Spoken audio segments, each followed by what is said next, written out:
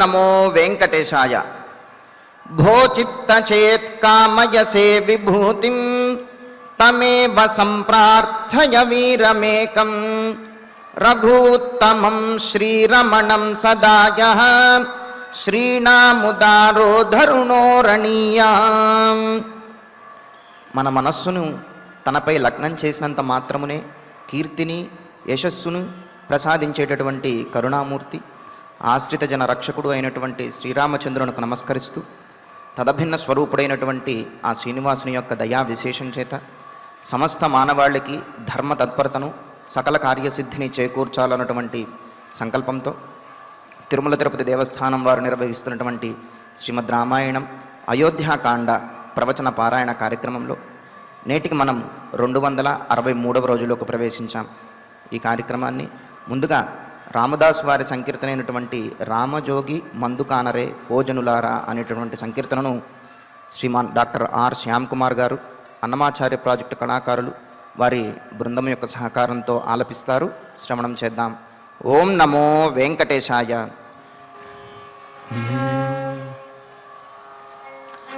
తదరినన తదనాన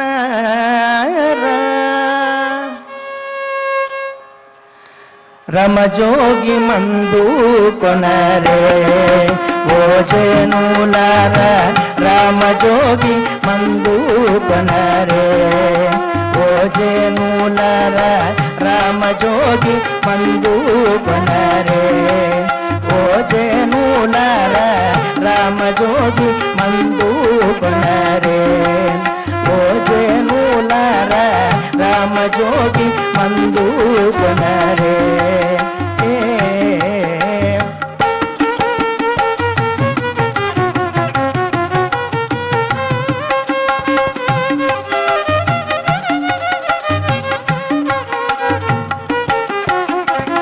రామజోగి మందు మీరు ప్రేమతో భుజించరయ్యా రామజోగి మందు మీరు ప్రేమతో భుజించరయ్యా కామక్రోధముల నెల్ల కదకు పారజోలే మందు రామజోగి మందు మీరు ప్రేమతో భుజించరయ్యా కామక్రోధముల నెల్ల కడకు పారజోలే మందు రామజోగి మందు కొనరే ఓజనుల రామజోగి మందు కొనరే.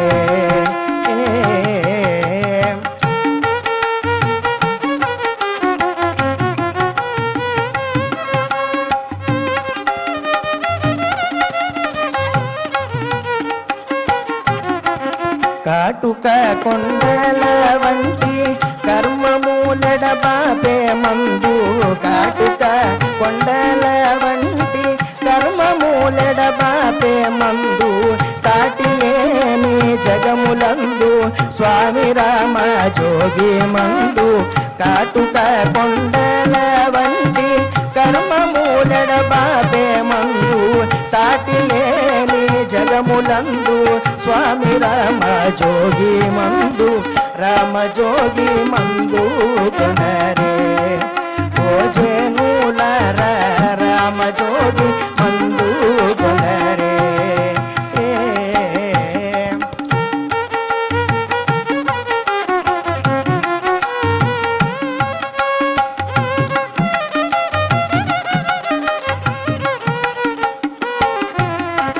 కోటి ధనమూలిచినను కొన్నను దొరకని మందు కోటి ధనము లీచినను కొన్నను దొరకని మందు సాటిలేని భాగవతులు స్మరణ చేసి దలచే మందు కోటి ధనము లీచినను కొన్నను దొరకని మందు సాటిలేని భాగవతులు స్మరణ చేసి దలచే మందు రామజోగి మందు కొనరే ఓజనులార రామజోగి మందు కొనరే.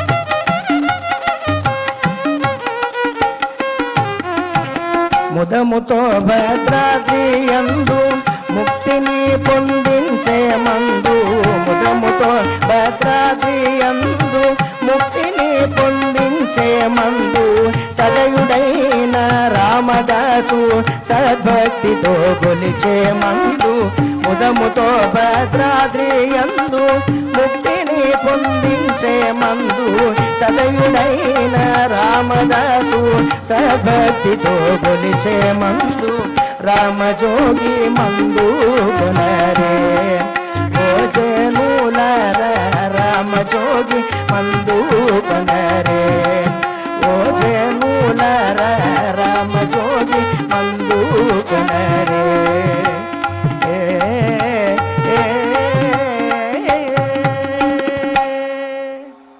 సంకీర్తనను ఎంతో చక్కగా శ్రవణం చేశాం. ఇక ఇప్పుడు శ్రీ గురుధ్యాన పూర్వకంగా సంకల్పవాక్యాలను అందరము కలిసి పలుకుతూ ఈ కార్యక్రమాన్ని ప్రారంభం చేసుకుందాం. శ్రీ గురుధ్యానం. గురుర్బ్రహ్మా గురుర్విష్ణు గురుర్దేవో మహేశ్వరః గురుః సాక్షాత్ పరం బ్రహ్మ తస్మై శ్రీ గురవే నమః. శ్రీనివాసధ్యానం. శ్రీవేంకటాద్రినిలయః కమలాకాముకః పుమాన్ అభంగురవిభూతిర్నః తరంగయతు మంగళం. అథ సంకల్పః. శ్రీమదాదివరాహ క్షేత్రే విరాజమానస్య శ్రీ పద్మావతీ జానేః అఖిలాండకోటి బ్రహ్మాండ నాయకస్య శ్రీరామచంద్ర రూపాంతరస్య భగవతః శ్రీ వెంకటేశ్వర స్వామినః సన్నిధౌ హనుమత్ సీతా లక్ష్మణ భరత శత్రుఘ్న పరివార సమేత శ్రీరామచంద్ర పరబ్రహ్మణః పరిపూర్ణానుగ్రహేణ అస్మిన్ భువనే సమస్తాదివ్యాధీనాం నివారణార్థం భారతవర్షే విద్యా విత్త వాణిజ్య కృషి వైద్య వైజ్ఞానిక దేశరక్షణాదిరంగేషు విద్యమానానాం ఆస్తిక మహాజనానాం సర్వేషాం సకుటుంబానాం ఆయురారోగ్యైశ్వర్య సద్బుద్ధి ఇత్యాది సర్వశుభఫలప్రాప్త్యర్థం ధర్మాచరణద్వారా శ్రీరామరాజ్యస్య పునర్వ్యవస్థాపనార్థం ఉద్యోగార్థినాం సముచితోద్యోగప్రాప్త్యర్థం దంపతీనాం అనుకూల దాంపత్య సిద్ధ్యర్థం సంతానస్య పితృవాక్య పరిపాలనానుకూల బుద్ధి ప్రచోదనార్థం సకల కార్య సిద్ధ్యర్థం గో సంరక్షణార్థం చ శ్రీమద్వాల్మీకి రామాయణే అయోధ్యాకాండే యథాశక్తి శ్లోక వ్యాఖ్యాన పురస్సరం అష్టావింశ సర్గ శ్లోక పారాయణం తథా శ్రీధన్వంతరి మంత్ర పారాయణం చ అన్యోన్య సహాయేన ఆచార్య ముఖేన కరిష్యామహే. శ్రీ వాల్మీకి ప్రార్థనా. కూజంతం రామ రామేతి మధురం మధురాక్షరం ఆరుహ్య కవితాశాఖాం వందే వాల్మీకి కోకిలం. శ్రీ ఆంజనేయ ప్రార్థనా. మనోజవం మారుతతుల్యవేగం జితేంద్రియం బుద్ధిమతాం వరిష్టం. వాతాత్మజం వానరయూధముఖ్యం శ్రీరామదూతం శిరసా నమామి. శ్రీరామాయణ ప్రార్థనా. వాల్మీకి సంభూత రామసాగరగామిని. పునాది భువనం పుణ్యా రామాయణ మహానది. శ్రీరామ ప్రార్థనా. అయోధ్యా కేతు గుర్వర్ధే త్యక్త్వా రాజ్యం గిరౌ వసన్. పాదుకే భరతాయాదాత్ సరామః శరణం మమ. శ్రీరామచంద్ర పరబ్రహ్మణే నమః. అథ శ్రీమద్ రామాయణే ఆదికావ్యే అయోధ్యాకాండే అష్టావింశః సర్గః. శ్రీమన్నారాయణ చరణౌ శరణం ప్రపద్యే. శ్రీమతే నారాయణాయ నమః. శ్రీరామాయ నమః. క్రీడమానాశ్చ విశ్రబ్ధా మత్తా శూన్యే మహామృగాః దృష్ట్వా సమభివర్తంతే సీతే దుఃఖమతో వనం. వనవాసానికి బయలుదేరినటువంటి రామచంద్రమూర్తితోటి సీతాదేవి తాను కూడా వస్తాను అని చెప్పి అనేకమైన కారణములు చెప్పి వనంలో విహరిస్తాను, అక్కడ ఉన్నటువంటి సెలయేరుల్లో స్నానం చేస్తాను, అక్కడ ఉన్నటువంటి ప్రకృతి సౌందర్యాన్ని ఆస్వాదిస్తాను, అనేక జంతువులని ఆ మృగములను చూచి ఆనందిస్తాను, నీతో కలిసి విహరిస్తాను, ఇది నాకు ఇష్టము అని చెబితే, నీ ఇష్టములో ఎంత కష్టము ఉందో నీకు తెలుసా? నువ్వు చెప్పినంత తేలికైనటువంటి పని కాదు వనవాసం చేయటము అంటే. అనేకమైనటువంటి దోషములు, అనేకమైనటువంటి కష్టములు, అపాయములు అడుగడుగునా కూడా వనంలో ఎదురుపడుతూ ఉంటాయి. వాటన్నింటినీ తట్టుకోవటం, వాటన్నింటినీ ఎదుర్కోవటం అనేది సామాన్యమైనటువంటిది కాదు. కావున సీత, నీవు ఈ అయోధ్యానగరంలోనే ఉండి నీవు పాటించదలచినటువంటి ధర్మాన్ని ఇక్కడే ఉండి ఆచరించు అని చెబుతూ మరి అరణ్యంలో ఉండే అపాయముల గురించి తెలియజేస్తూ ఉన్నాడు. క్రీడమానాశ్చ విశ్రబ్ధాః మత్తాః శూన్యే మహామృగాః దృష్ట్వా సమభివర్తంతే సీతే దుఃఖమతో వనం అని అంటూ, సీత శూన్యే విశ్రబ్ధాః, శూన్యే ఆ అడవిలో, జనసంచారం అనేదే లేనటువంటి అడవిలో, నిర్జనం ప్రదేశమైనటువంటి అక్కడ విశ్రబ్ధాః నిర్భయంగా, ఎటువంటి శంక లేకుండా విచ్చలవిడిగా వాటికి ఇష్టం వచ్చినట్టుగా స్వేచ్ఛగా క్రీడమానాః క్రీడిస్తూ అంటే ఆటలాడుకుంటూ ఎలా పడితే అలా ఉంటున్నటువంటి మత్తాః బాగా మదించినటువంటి మహామృగాః ఆ అడవిలో ఉండేటువంటి జంతువులు ఏవైతే ఉన్నాయో ఆటవిక జంతువులు, సింహము, పులులు, అదేవిధంగా సాధారణమైనటువంటి ఏనుగులు, లేకపోతే దున్నపోతులు, ఇలాంటివి ఏమైనా సరే అడవిలో వాటికి అడ్డు అదుపు అనేది ఏది ఉండదు. వాటిని అదుపు చేసేవారు కూడా ఉండరు. అదేవిధంగా వాటికి ఆహారం ఎంత కావాలో అంత ఆహారాన్ని తిని అవి బాగా మదించి ఉంటాయి. అంతేకాదు అవి ఎక్కడికి కావాలంటే అక్కడ విహరిస్తూ, ఎప్పుడు కావాలంటే అప్పుడు ఆటలాడుకుంటూ అవి చాలా స్వేచ్ఛగా జీవిస్తూ ఉంటాయి.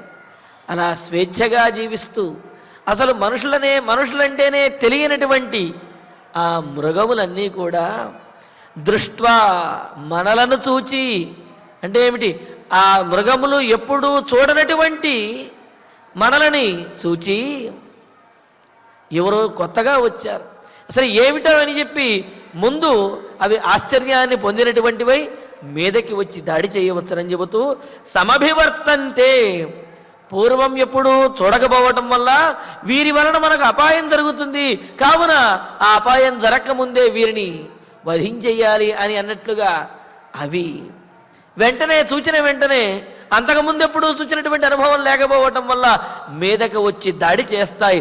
సమభివర్తంతే, చుట్టూ మూగి మీదకు వచ్చి దాడి చేస్తాయి. అతః వనం దుఃఖం, అందువలన వనం అరణ్యవాసము అంటే దుఃఖం, చాలా కష్టతరమైనటువంటిది.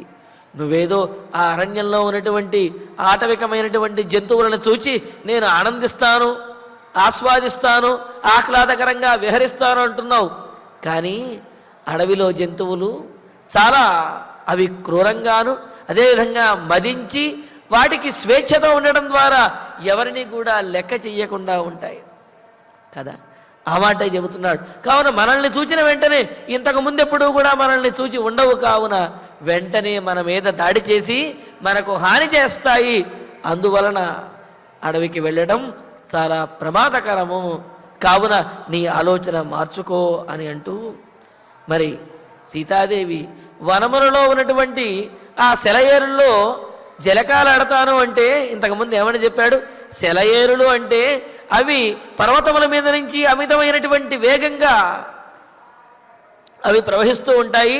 వాటి యొక్క శబ్దాన్ని వినడమే భయంకరంగా ఉంటే ఆ ప్రవాహంలో దిగి స్నానం చేయటం చాలా ప్రమాదకరము. అందులో ఆ నీటి ప్రవాహానికి కొట్టుకుపోయే ప్రమాదం ఉన్నది, కావున అలా స్నానం చేయలేవు, జలకాలు ఆడలేవు అని చెప్పి అన్నాడు కదా.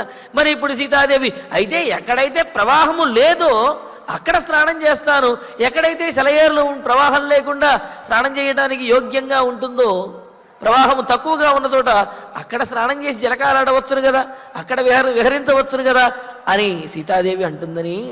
సగ్రహాసరితశ్చైవ పంకవత్యశ్చ దుస్తరాః మత్తైరపి గజైర్నిత్యం అతో దుఃఖతరం వనం. సీత, ఆ వనములో ఉండే ప్రవాహము లేనటువంటి చోట కూడా ఆ నదులలోనూ సెలయేరులోనూ కూడా ప్రమాదములు మాత్రం పొంచి ఉంటాయి. ఎలా అంటావా? వేగంగా ప్రవహిస్తున్నటువంటి నీటిలోనేమో దిగి స్నానం చేయలేము, ఎందుకంటే ప్రవాహంలో దిగిన వెంటనే ఆ ప్రవాహంతో కలిసి కొట్టుకుపోతామని.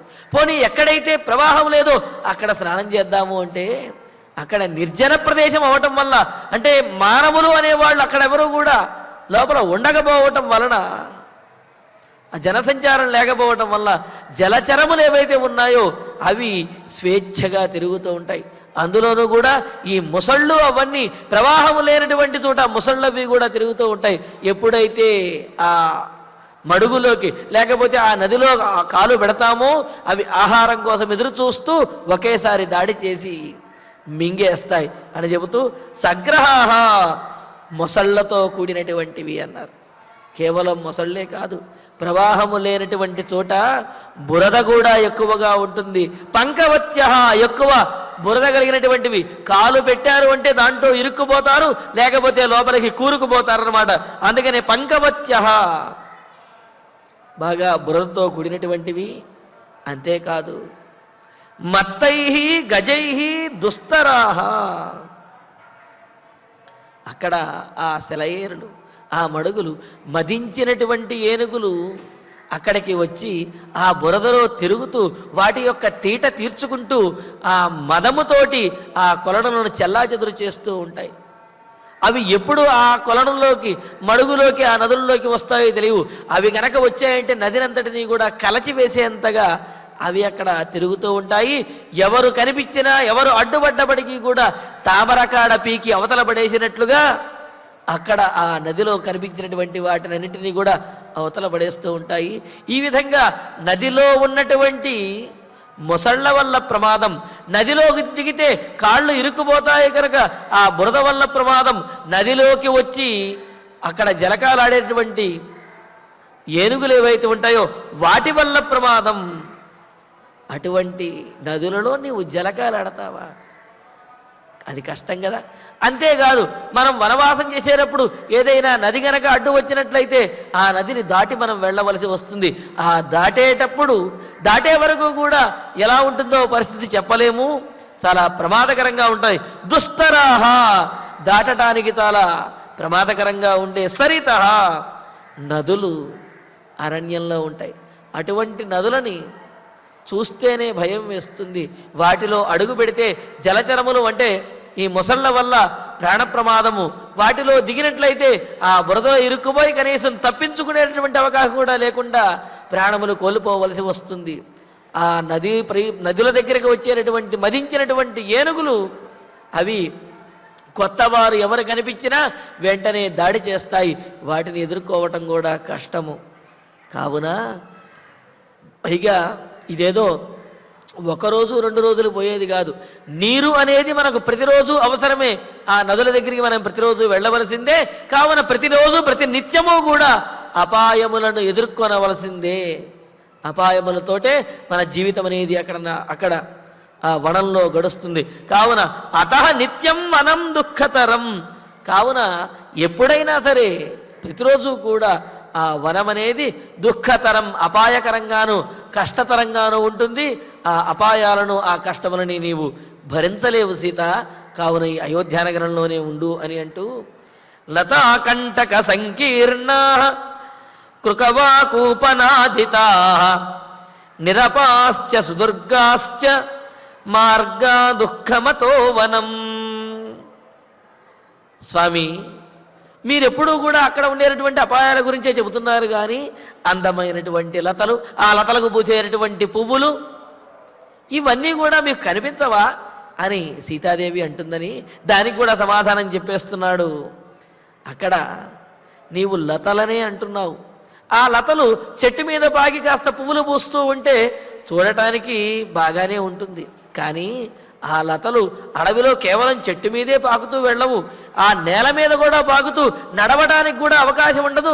ఒకవేళ కాలు పెట్టి కాలు తీయాలి అంటే ఆ కాలు చుట్టూ పెనవేసుకున్నటువంటి ఆ లతలు కాలు ముందుకి కదలనీయవు. కింద ఏమున్నదో, ఆ లతల కింద ఏమున్నదో తెలియదు. ఏ పాములు ఉంటాయో, ఏ క్రూర జంతువు ఉంటాయో తెలియవు. కావున ఆ లతలు నీకు అందంగా కనిపిస్తున్నాయి కానీ లతల వెనక ఉండేటటువంటి అపాయాన్ని గురించి నువ్వు తెలుసుకోలేకపోతున్నావు. అంతేకాదు మార్గాహ, అడవిలో ఉండేటటువంటి ఆ దారులు, మార్గాలు ఎలా ఉంటాయంటే లతా కంటక సంకీర్ణ, సున్నితమైనటువంటి లతలే కాదు, ఆ లతలకు ఉన్నటువంటి ముళ్ళు ఏవైతే ఉన్నాయో ఆ ముళ్ళతోటి అవి ప్రమాదకరంగా ఉంటాయి. కాలు పెడితే అరికాలు అంతా కూడా రక్తం వచ్చేంతగా ఆ ముళ్ళు పాదాన్ని చీల్చివేస్తాయి. లతా కంటక సంకీర్ణ, తీగలతోటి ముళ్ళతోటి కూడా బాగా వ్యాపించి ఉండటం వలన అడుగు ముందుకు వెయ్యటానికే చాలా కష్టంగా ఉంటుంది. అలా అంతేకాదు, సరే ఎలాగోలా చూసుకుంటూ నడుచుకు వెళదామా అంటే ఏమిటి, అలాగా లతలు ముళ్ళు ఉన్నప్పుడు అటు ఇటు దృష్టి ఉండదు, కేవలం ఆ దారిని చూసుకుంటూనే వెళుతూ ఉండాలి. ఇలా తల వంచుకుని దారి చూసుకు వెళుతూ ఉంటే ఆ చుట్టూ ఉన్నటువంటి ఏ జంతువు మీద దాడి చేస్తుందో చెప్పలేము. అంతేకాదు దాడి చేయవలసిన అవసరమే లేదు. అలాగా ఆ దారి చూసుకుంటూ ముందుకు వెడుతూ ఉంటే అడవి కోళ్ళు ఏవైతే ఉన్నాయో అవి చేసేటటువంటి కేకారం వల్లగా, అంటే గట్టిగా బిగ్గరగా అవి అరుస్తాయి. ఆ అరుపుని వింటేనే గుండె గుబేలమంటుంది అంటూ కృకవాకూపనాదితా. కృకవాకు అంటే అడవి కోళ్ళు. ఆ అడవి కోళ్ళు చాలా కఠినంగా, అంటే ఆ ముక్కులతోటి దాడి చేయడానికి సిద్ధంగా ఉంటాయి. అదేవిధంగా వాటి యొక్క కూత చాలా కఠినంగాను బిగ్గరగా ఉంటుంది వినడానికి. దాంతో అవి అరిచాయి అంటే ఒక్కసారి ఉలికి పడే విధంగా ఉంటుందన్నమాట.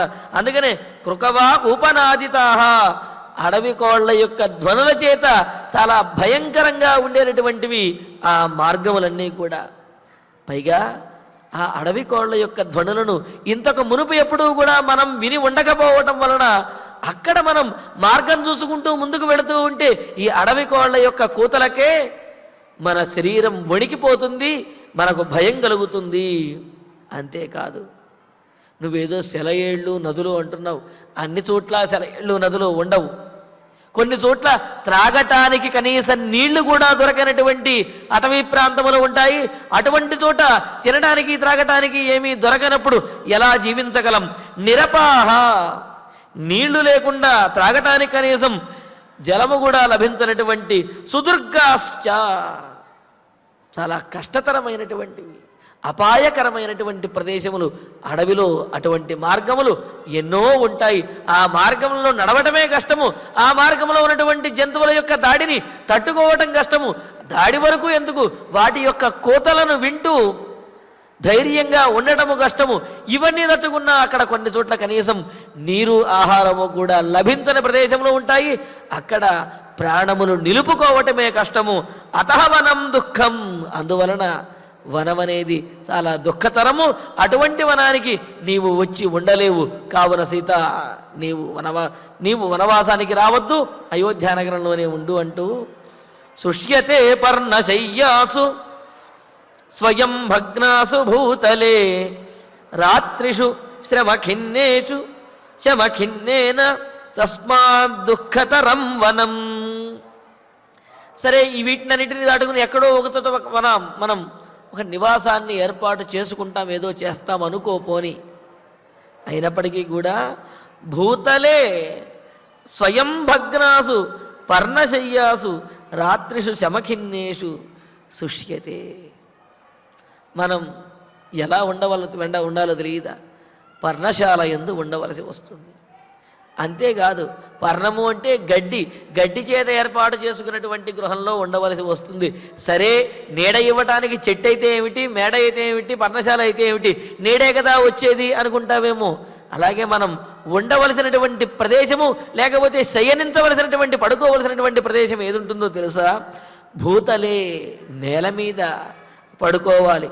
ఆ నేల మీద కూడా ఏదో నేల చదును చేసుకుని చక్కగా పడుకోవడానికి అవకాశం లేదు, ఇసుక పోసుకునో ఇలాగ పడుకునే అవకాశం లేదు. వేటితోటి? అక్కడ కూడా స్వయం భగ్నాసు పర్ణశయ్యాసు, చెట్టు నుండి స్వయంగా రాలినటువంటి, అదేవిధంగా నేల మీద స్వయంగా పడిపోయినటువంటి, పండినటువంటి, ఎండినటువంటి ఆకులు దర్భలు ఏవైతే ఉంటాయో వాటి మీద మనం శయనించవలసి ఉంటుంది. ఏదో పచ్చిగా ఉండేటటువంటి ఆకులు, మెత్తగా ఉండేటటువంటి గడ్డి అయితే పడుకోవటానికి అనుకూలంగా ఉంటుంది. కానీ ఎండినటువంటి ఆ దర్భలు, గడ్డి, అదేవిధంగా ఎండినటువంటి ఆకులు గుచ్చుకుంటూ ఉంటాయి. కానీ వనంలో అదే నియమం. వేటి మీద? చెట్టు నుండి స్వయంగా ఎండిపోయి రాలినటువంటి ఆకుల మీద, అదేవిధంగా ఎండినటువంటి గడ్డి ఏదైతే ఉంటుందో వాటి మీద మనం శయనించవలసి ఉంటుంది. పర్ణశయ్యాసు రాత్రిషు శ్రమఖిన్నేసు శుష్యతే. వనవాసం చేసేటటువంటి వారు ఈ విధంగా చెట్టు నుండి రాలినటువంటి ఆకుల మీద, ఎండినటువంటి గడ్డి మీద, వాటి మీద శయనించాలి. అంతే తప్ప తమకు అనుకూలంగా చెట్లను నరికేసో, లేకపోతే చెట్టు నుండి ఆకులు కోసుకునో, గడ్డి కోసుకునో వాళ్ళు ఆ విధంగా తీయడానికి వీల్లేదు. చెట్టు నుండి రాలినటువంటి, ఎండినటువంటి ఆకుల చేత, అదేవిధంగా క్రింద ఉండే గడ్డి, దాని మీదే శయనించాలి అని చెప్పి నియమములు వనవాస దీక్ష చేసేవారికి స్మృతి గ్రంథములలో చెప్పబడి ఉన్నాయి.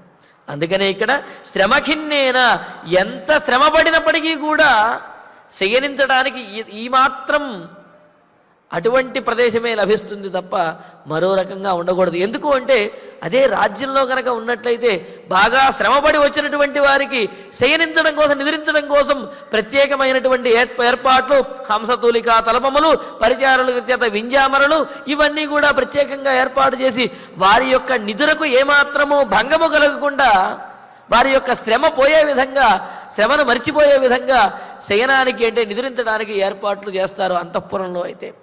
కానీ అడవిలో ఎంత కష్టపడ్డా, కాళ్ళ నిండా ముళ్ళు గుచ్చుకున్నా, ఒళ్ళంతా చెమటతోటి అలసిపోయినా, ఆ ఎండలో, చలిలో, లేకపోతే వర్షంలో అలా ప్రయాణించినప్పటికీ కూడా ఇటువంటి ఏర్పాట్లేమీ ఉండవు. ఎంత కష్టపడినప్పటికీ కూడా రాలినటువంటి ఆకుల మీద, ఎండినటువంటి గడ్డి మీద, వాటి మీదే శయనించాలి. వాటి మీద శయనించడం ఎలా ఉంటుందో తెలుసా? ప్రతి క్షణము కూడా ఏదో ఒక గడ్డిపోత శరీరానికి గుచ్చుకుంటూ ఉంటుంది. ప్రతి క్షణము కూడా ఏదో ఒక ఆకు యొక్క ఆ చివరి భాగము నిశితంగా ఉండి శరీరాన్ని కోస్తున్నట్టుగా ఉంటుంది. సాధారణంగా నిద్ర పట్టడమే కష్టము అనుకుంటే, మరి అలాంటిది ఇలాగా ఒళ్ళు గగ్గురుపాటు చెందే విధంగా, ఒళ్ళు జలధరించే విధంగా శరీరంలో వీపు మీద గుచ్చుకుంటూ ఉండేటటువంటి సందర్భంలో శయనించడం కుదురుతుందా? ఒకవైపు శరీరం అలసిపోయి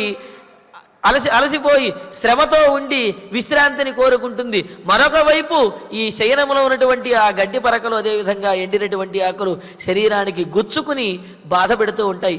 ఆ విధంగా రాత్రులు ఎన్నో రాత్రులు ఆ విధంగా గడపవలసి వస్తుంది. ఈ విధంగా ఇలాగే శయనించాలి అని చెప్పి వనవాస దీక్ష చేసినటువంటి వాడికి నియమములు ఉన్నాయి.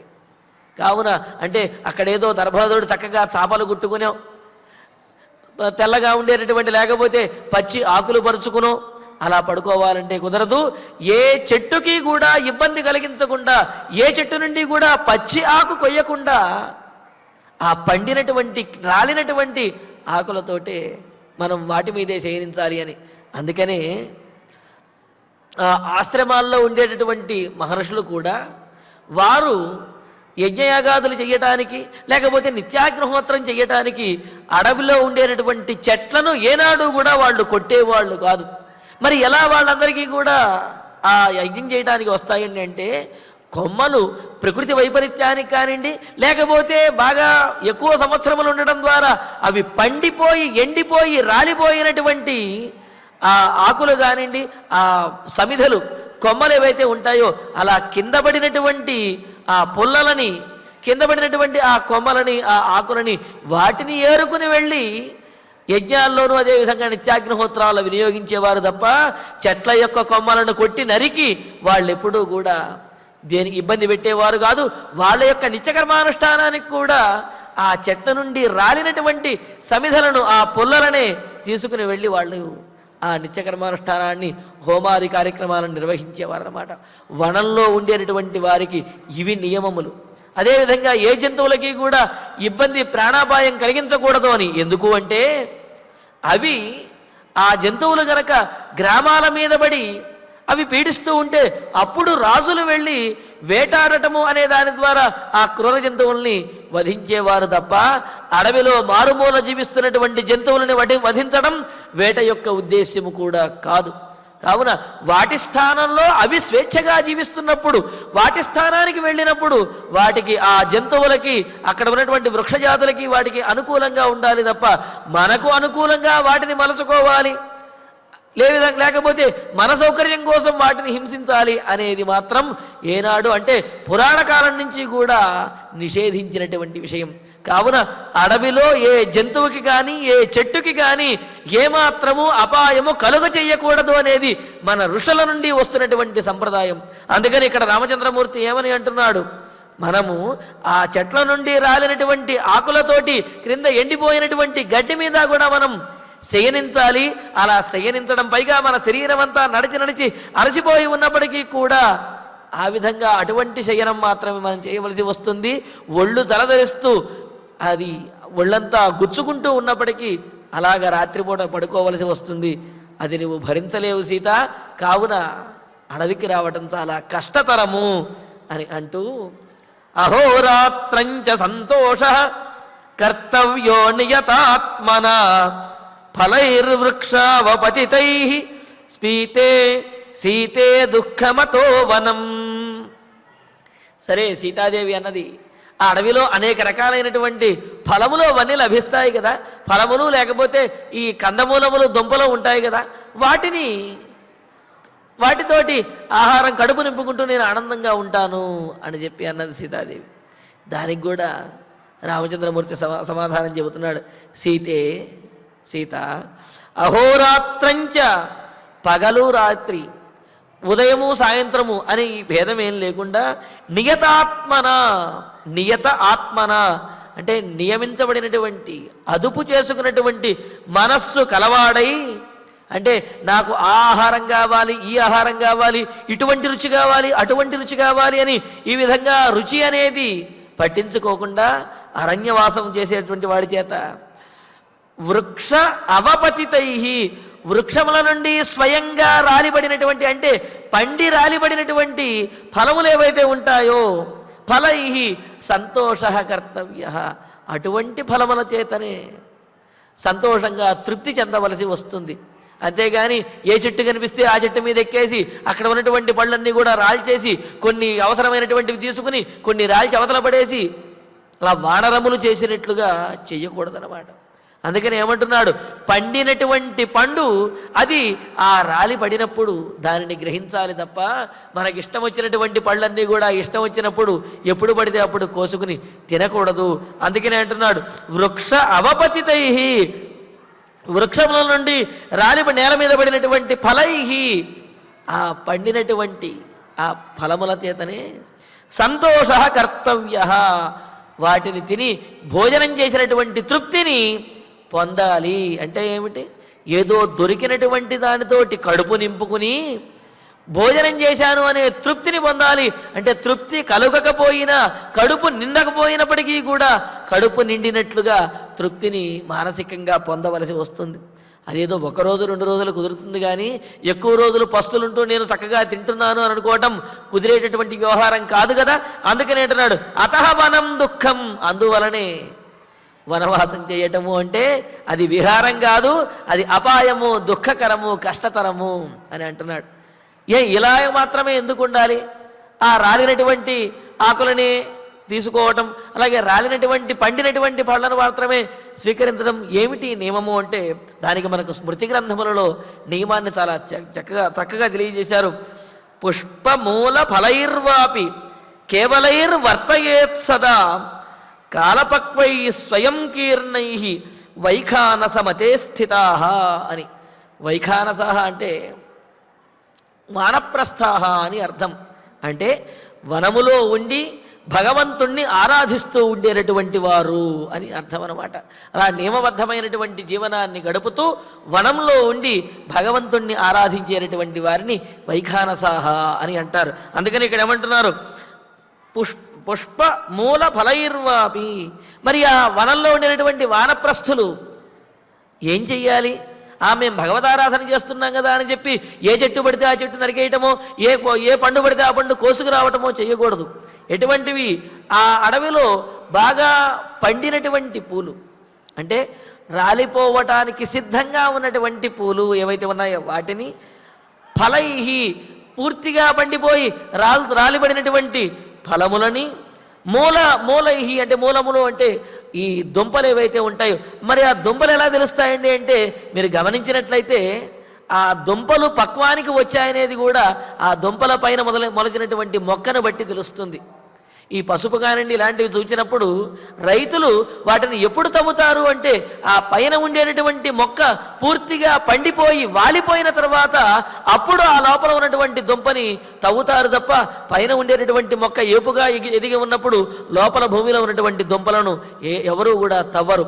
అందుకని ఇక్కడ పండినటువంటి దుంపలు అంటే పక్వానికి వచ్చి పైన ఉన్నటువంటి మొక్క వాలిపోయినటువంటివి ఆ భూమిలో ఉన్నటువంటి దుంపలు ఏవైతే ఉన్నాయో ఆ దుంపలతోటి కాలపక్వై పూర్తిగా పండి ఆ సమయానికి ఆ కాలంలో ఏవైతే దొరుకుతాయో వాటితోటి కడుపు నింపుకుంటూ వాటిని భగవంతునికి నివేదన చేసి వాటినే ఆహారంగా స్వీకరిస్తూ వానప్రస్థులు ఆ వనంలో ఉండేటటువంటి వారు నియమబద్ధమైనటువంటి జీవనాన్ని గడపాలి అని ఎన్నో నియమములు స్మృతి గ్రంథములలో తెలియజేశారు. కావున సీత, మనం అటువంటి నియమములు పాటిస్తూ ఎప్పుడు మనకు పండినటువంటి ఫలము దొరికితే అప్పుడు దాన్ని భుజించవలసి వస్తుంది. పగలు అయినా రాత్రి అయినా సరే ఎప్పుడు దొరికితే దాన్ని అప్పుడు భుజించవలసి వస్తుంది తప్ప మనకు కాలానికి మనం అనుకున్నటువంటి సమయానికి మనకు ఆహారం అనేది ఆ అడవిలో లభించదు. అందుకనే వనవాసం చేయడం అనేది చాలా కష్టతరము అని అంటూ ఉపవాసశ్చ కర్తవ్యో యథా ప్రాణేన మైథిలి జటాభారశ్చ కర్తవ్యః వల్కలాంబరధారిణ. పైగా అంతేకాదు ఎన్నో నియమములు ఉన్నాయి. ఏమిటి? మైథిలి, మిథిలా నగర రాజకుమార్తె అయినటువంటి ఆ జనక మహారాజు కుమార్తె అయినటువంటి చాలా సుకుమారవతి అయిన రాజకుమారి సీత, వల్కలాంబరధారిణ, వల్కలములను ధరించి, వల్కలములు అంటే నారచీరలు, నారచీరలు అంటే అదేదో మెత్తగా ఉంటాయి, అనుకూలంగా ఉంటాయి అనుకుంటే పొరపాటు. ఈ నారచీరలు తడిపిన కొద్దీ కూడా అవి కొంత రాటు తేలి గట్టిగా ఉంటాయి. అదేవిధంగా అవి ఎండిన తర్వాత అనుకూలంగా ఉండకుండా శరీరానికి గుచ్చుకుంటూ రోమాంచితం చేస్తూ శరీరం గగ్గురుపాటు అయ్యే విధంగా చేస్తాయి.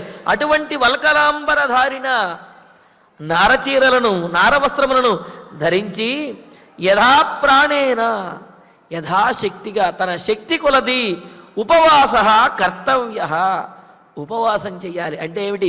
కడుపు నిండా తిండి తినడానికి కూడా అవకాశం ఉండదు. అడవిలో పళ్ళు దొరుకుతాయి కదా అని దొరికిందంతా కూడా తినటం కాదు. ఎంతవరకు తినాలి అంటే ప్రాణములు నిలుపుకోవటానికి ఎంత ఆహారం తీసుకోవాలో అంత మాత్రమే తినాలి. సహజంగా ఇప్పట్లో డాక్టర్లు కూడా చెబుతుంటారు కదా, అయ్యా మీకు ఆకలి తీరే వరకు మాత్రం తినండి తప్ప కడుపు నిండా తినద్దు అని చెప్పి అనారోగ్యంగా ఉన్నటువంటి వారికి చెబుతూ ఉంటారు. ఎందుకంటే అనారోగ్యంగా ఉన్నప్పుడు జీర్ణశక్తి అనేది ఉండదు కనుక మీకు ఆకలి తీరే వరకే తినండి, ఎక్కువ తినద్దు అని చెప్పి అనారోగ్యంగా ఉన్న వాళ్ళకి చెబుతుంటారు కదా. కానీ ఇక్కడ వనవాసంలో అనారోగ్యంతో సంబంధం లేదు. వనవాస దీక్ష పాటించేటటువంటి వాడు తన ప్రాణమును నిలుపుకోవడానికి ఎంత ఆహారం అయితే తీసుకోవాలో అంత మాత్రమే తీసుకోవాలి తప్ప కడుపు నిండానో లేకపోతే పీకల దాకానో మెక్కటానికి తినటానికి అవకాశం అనేది లేదనమాట. అందుకని ఏమంటున్నాడు? ఉపవాస కర్తవ్య యథా ప్రాణేన, శక్తి అనుసారంగా ప్రాణమును నిలుపుకునేంత వరకు మాత్రం ఉపవాస కర్తవ్య, ఉపవాసం కూడా చెయ్యాలి. అంటే ఏమిటి? ఉపవాస దీక్షతోటి ఆహారము స్వీకరించకుండా ఉంటూ ప్రాణమును నిలుపుకోవటానికి మాత్రమే ఆ ఆహారాన్ని స్వీకరిస్తూ ఆ విధంగా గడపాలి. అంతేకాదు జటాభారంచ కర్తవ్య, జడలను కూడా అలంకరించుకోవడానికి అవకాశం లేదు. ఎందుకు అంటే పూర్తిగా దీక్షలో ఉన్నటువంటి వారు ఆ విధంగా జడలను అలంకరించుకోవటం లేదు. అంటే కేశ సంస్కారము అనేది లేకుండా అలా జడలు పెరుగుతూనే ఉంటాయి. వాటిని ముడివేసుకుంటూ అలా కాలం గడపాలి తప్ప వాటిని అలంకరించుకోవటానికో లేకపోతే సంస్కరించుకోవటానికో ఎటువంటి అవకాశం లేదు. అందుకనే జటాభారంచ కర్తవ్య, జడల యొక్క భారాన్ని కూడా భరించవలసి వస్తుంది. కావున ఈ విధంగా శరీరానికేమో కడుపుకి సరైనటువంటి ఆహారం అనేది ఉండదు. శరీరం మీద అలంకరించుకోవడానికి కానీ లేకపోతే కేశ సంస్కారం చేసుకునే అవకాశం లేదు. ఆ జడల యొక్క భారాన్ని భరిస్తూ సరైనటువంటి ఆహారం లేకుండా ఉపవాసముల చేత శరీరం కృషించిపోతూ ఉంటే ప్రాణములు నిలుపుకునేటువంటి ఆహారం మాత్రమే స్వీకరిస్తూ ఎంతో కష్టతరంగా నియమంతో ఆ వనవాసాన్ని గడపాలి. అది చాలా కష్టం సీత అని అంటున్నాడు. ఇక్కడ స్మృతుల్లో కూడా చెబుతున్నారు, ఎందుకు వనవాసంలో ఉంటే ఇలాగే ఉండాలా అని అంటే జటాచ బిభ్రయాన్నిత్యం శ్మశ్రులోమ నఖానిచ ఔపాసనాగ్నిహోత్రంచ పంచయజ్ఞ సమాచరేతు. చూడండి, తన శరీరానికి చేసుకున్నటువంటి సౌకర్యములు, తాను పొందవలసినటువంటి సౌకర్యములు వీటిని విడిచిపెట్టాలి అంటూ తాను పాటించవలసినటువంటి నియమాలు ఏవైతే ఉన్నాయో వాటిని మాత్రము పరిపూర్ణంగా పాటించాలి వనవాసం చేసేటటువంటి వాడు అని స్మృతి గ్రంథములు తెలియజేస్తున్నాయి. జడలను వాటిని భరిస్తూ ఉండాలి. అంతేకాదు ఈ రోమములు కానీ జడలు కానీ వీటినన్నిటినీ సంస్కరించుకునేటటువంటి అవకాశం లేదు. అలాగే గోళ్ళు కూడా తీసుకునేటటువంటి అవకాశం లేదు అని అన్నారు. ఎప్పుడు అంటే గోళ్ళను తీసుకుని చక్కగా అలంకరించుకోవడం ఇలా ఏముండదు, అవి అలా పెరుగుతూనే ఉంటాయి అన్నమాట. అయితే ఔపాసనాగ్నిహోత్రంచ పంచయజ్ఞ సమాచరేత్, పంచమహాయజ్ఞాలని ప్రతిరోజు కూడా ఔపాసనాగ్నిని వీటినన్నింటినీ ఉపాసన మాత్రం తప్పనిసరిగా చెయ్యాలి. ఎందుకంటే వనవాస దీక్ష అనేది ఈ నియమములతో కూడినటువంటిది. వన్యాంతైర్వివిధైర్మేధ్యై శాకమూల ఫలైర్వసేతు చీరవాస భవేన్నిత్యం స్నాత్వా త్రిశవణం శుచి అని అన్నారు. ముప్పూటలా కూడా అంటే 3 పూట్లా కూడా చక్కగా స్నానం చేస్తూ ఈ చెప్పినటువంటి దైవికమైనటువంటి కార్యములను నిత్యకర్మానుష్ఠానం ఏదైతే ఉందో దానిని తప్పనిసరిగా ఏమాత్రము జాగు చేయకుండా ఆలస్యం చేయకుండా ఆచరిస్తూ ఆహారాన్ని మాత్రము నియమంగా గ్రహిస్తూ, అంటే ఏమిటి, తక్కువగా ప్రాణములు నిలుపుకోవడానికి మాత్రమే గ్రహిస్తూ నార చీరలను ధరించి జటావలకలములను వీటిని ధరించి ఎంతో కష్టమైనటువంటి దీక్షను ఆ వనవాసంలో పాటించవలసి ఉంటుంది సీత. ఆ వనవాసం సామాన్యమైనటువంటిది కాదు. నీలాంటి సుకుమారవతి మిథిలా రాజకుమారి అయినటువంటి నీవు ఆ వనవాసం చేయడం చాలా కష్టము. కావున నీవు ఈ అయోధ్యానగరంలోనే ఉండి నీ ధర్మమును నీవు పాటించు అని చెప్పి సీతాదేవికి నచ్చజెబుతూ, సీతాదేవిని ఓదార్చుతూ ఆమెను అయోధ్యానగరంలోనే ఉండమని చెప్పి రామచంద్రమూర్తి బోధిస్తూ ఉన్నాడు. మరి ఇందులో ఉన్న మరిన్ని విశేషాలను తర్వాతి ప్రవచనంలో తెలుసుకుందాము. ఇక ఇప్పుడు ఆచార్యుల వారి ద్వారా శ్లోకాలను పారాయణ చేసుకుందాము. క్రీడమానాశ్చ క్రీడమానాశ్చ విశ్రబ్ధాః మత్తా శూన్యే మహామృగాః దృష్ట్వా సమభివర్తంతే సీతే దుఃఖమతో వనం సగ్రాహాః సరితశ్చైవ పంకవత్యశ్చ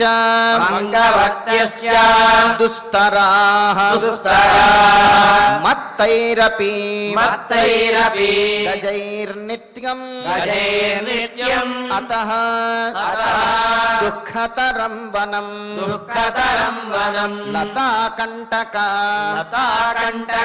సంకీర్ణాః లతాకంటక సంకీర్ణాః కృకవాకు ఉపనాదితాః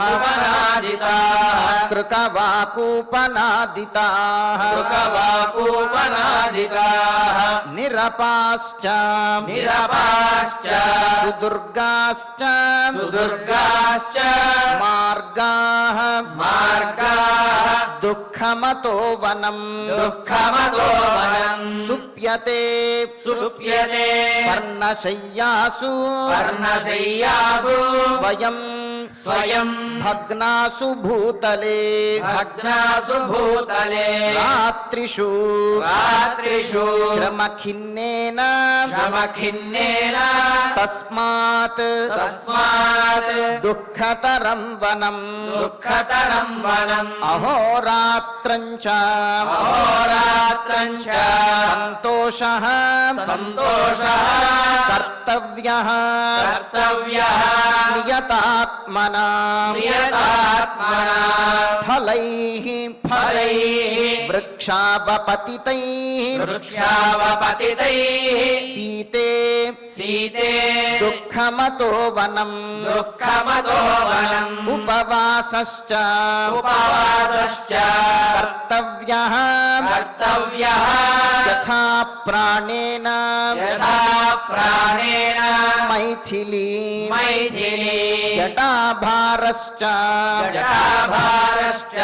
కర్తవ్యః వల్కలా అంబరధారిణా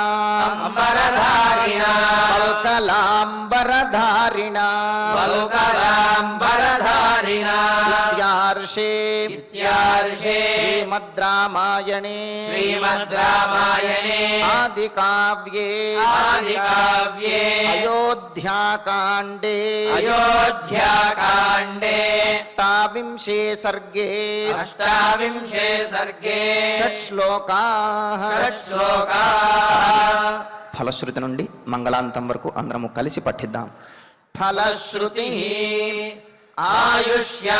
ఆయుష్యమారోగ్యకరం యశస్యం సౌభ్రాతృకం బుద్ధికరం సుఖం చ శ్రోతవ్యమేతన్నియమేన సద్భిః ఆఖ్యానమోజస్కరమృద్ధికామైః శ్రీరామచంద్ర పరబ్రహ్మణే నమః. అథ ధన్వంతరి ధ్యానం అచ్యుతానంత గోవింద విష్ణో నారాయణామృత రోగాన్మే నాశయాశేషాన్ ఆశు ధన్వంతరే హరే. ఆరోగ్యం దీర్ఘమాయుష్యం బలం తేజోధియం శ్రియం స్వభక్తేభ్యోనుగృహంతం वन्दे धन्वन्तरिं हरिम् धन्वन्तरेरिमं श्लोकम् भक्त्या नित्यं पठन्ति ये अनारोग्यं न तेषां स्यात् सुखं जीवन्ति ते चिरम् ॐ नमो भगवते वासुदेवाय धन्वन्तरये अमृतकलशहस्ताय वज्रजलौकास्ताय सर्वामय विनाशनाय त्रैलोक्यनाथाय महाविष्णवे स्वाहा ॐ वासुदेवाय विद्महे सुधाहस्ताय धीमहि तन्नो धन्वन्तरिः प्रचोदयात् अथ नवग्रह प्रार्थना आरोग्यं पद्मबन्धुर्वितरतु नितरां सम्पदं शीतरश्मिः भूलाभं भूमिपुत्रः सकलगुणयुतां वाग्विभूतिं च सौम्यः सौभाग्यं देवमन्त्री रिपुभयशमनं भार्गवः शौर्यमार्गिः दीर्घायुः संहिकेयः विपुलतरयशः केतुः आचन्द्रतारम् अरिष्टानि प्रणश्यन्तु दुरितानि भयानि च शान्तिरस्तु शुभं मेस्तु ग्रहाः कुर्वन्तु मङ्गलम् अथ क्षमा प्रार्थना यदक्षरपदभ्रष्टम् मात्राहीनं च यद्भवेत् तत्सर्वं क्षम्यतां देव नारायण नमोऽस्तु ते अथ भगवत्समर्पणम् कायेन वाचा मनसेन्द्रियैर्वा बुद्ध्यात्मना वा प्रकृते स्वभावात् करोमि यद्यत् सकलं परस्मै नारायणायेति समर्पयामि अथ मङ्गलम् श्रियः कान्ताय कल्याणनिधये निधयेऽर्थिनाम् श्रीवेङ्कटनिवासाय श्रीनिवासाय मङ्गलम्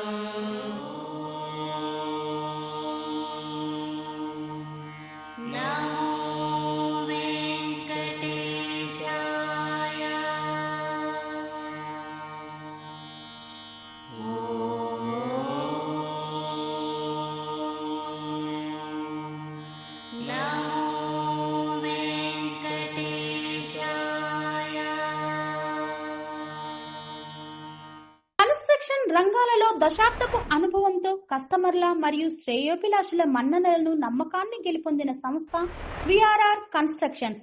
నాణ్యతకు నమ్మకానికి మారుపేరు VRR constructions. Independent houses, apartments, villas అన్ని రకాల హంగులతో అలరించే అద్భుతమైన వెంచర్స్ తో పాటు అందరికీ అందుబాటు ధరలో సొంత ఇంటి కలను సాకారం చేసే నమ్మకమైన సంస్థ VRR constructions. Please visit VRR constructions, Varatex Plaza near Radhika Theatre, ECL X Road, Hyderabad. Call to 9100885551 91008855